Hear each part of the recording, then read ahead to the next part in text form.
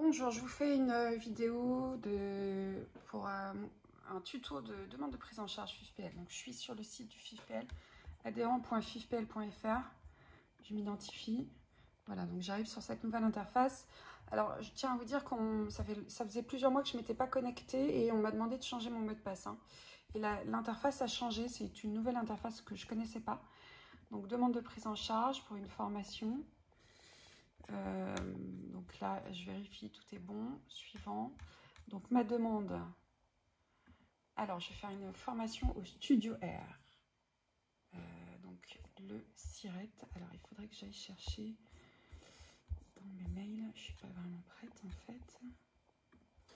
Alors, dans mes mails. Studio Air. Voyons voir. Studio Air.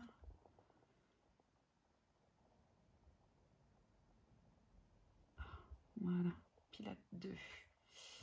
Donc, j'ai le programme de formation. Télécharger. Il y a Zut qui... Ensuite, le devis. Zut. Télécharger. Voilà. Donc, normalement, ces deux documents devraient me suffire pour faire ma demande de prise en charge. Donc, je suis allée dans mes mails. J'ai pris le mail qui était envoyé par Anne-Sophie. Donc, Anne-Sophie m'a envoyé un devis et une demande de prise en charge. Donc, là, j'ai le SIRET en bas, vous voyez. Il y a toujours le SIRET dans mon bas de page. Je retourne sur le FIFPL. Il est là, le FIFPL. Donc, SIRET, bam. Oui, de l'organisme de formation. Donc, c'est... pourquoi il n'y est pas? Hop, SIRET. 887 531 325 0017. Bah si, normalement c'est bon. Alors, on va mettre Studio Air. Studio Air. Bah. Pourquoi on n'y est pas? Qu'est-ce que c'est que ce délire?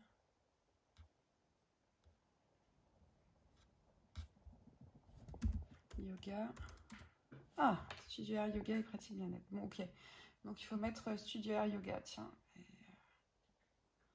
C'est pas le bon 88753, voilà. Ok, bah c'est parce qu'il fallait mettre des espaces. C'est pour ça que comme j'ai pas mis d'espace, ok, ça marche. À la limite, avec le NDA, ça c'est le NDA, la première suite de chiffres. Le NDA, il est là. Il est là, le NDA. Donc, écoutez, je vais me mettre en ne pas déranger. Ne pas déranger, merci beaucoup. Ok. Donc, ensuite, intitulé Pilates Mathwork 2. Mathwork 2. Début, donc, c'est en juillet, 5 juillet. Fin, 6 juillet. Je vais quand même vérifier sur mon devis. Ah non. Du 20 juin au 6 juillet. Ok. Donc, c'est 20 juin le début. Et oui, parce qu'il y a de l'asynchrone. Et en fait, le 20 juin, c'est le jour où on reçoit le travail asynchrone. Donc, c'est une journée seulement de travail, mais vous avez plusieurs jours. Vous avez 14 jours pour effectuer ce travail. Donc, voilà, vous utilisez votre temps comme vous le souhaitez. Durée en heures, c'est 21 heures, je crois. 21 heures, oui, c'est ça. 21 heures. Coût, 500 €. Et en hors taxe et en TTC. Ok. Modalité principale, c'est du présentiel. Ensuite, lieu de formation, 9 rue Curie. Alors, attendez, ouais, c'est ça, 9 rue Curie, sur M. Deuxième, comment ça? 9 rue Curie. Adresse première partie. Ok. Sur N. Sur N. Parfait. Suivant. Donc, devis, c'est parti. J'ajoute le devis. Donc, mon devis, il est là. Et ensuite, programme de formation. Hop, il est là. Dossier, normalement, il n'y a pas de document complémentaire. Donc, je continue. Suivant. Voilà, j'ai toutes les infos. Donc, on vérifie que tout est bon. Attendez. Attention, seuls peuvent être acceptés un individuel et nominatif. Non, les prénoms. Ah, d'accord. Sauvegarder. Ah, ce champ, je certifie être la personne concernée par la demande de prise en charge est obligatoire. Voilà, c'est là.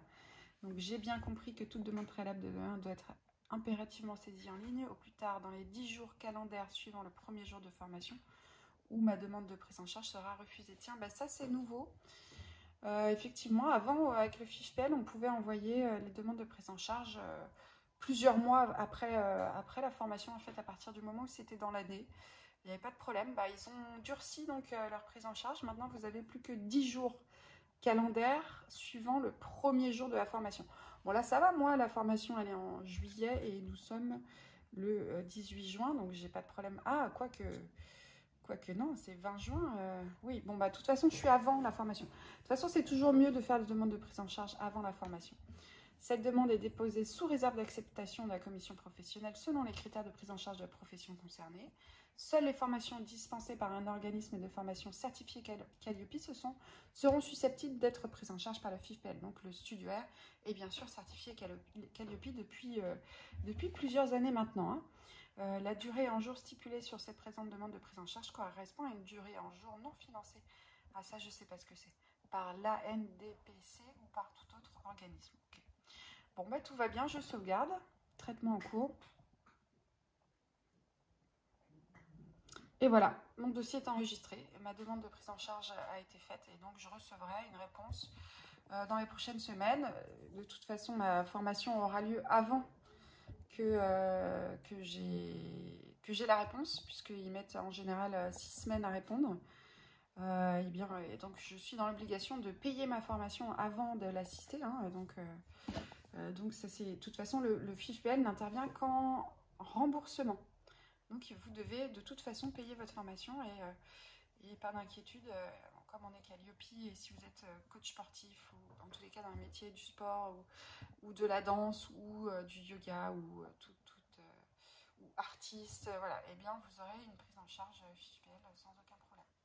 Je vous remercie.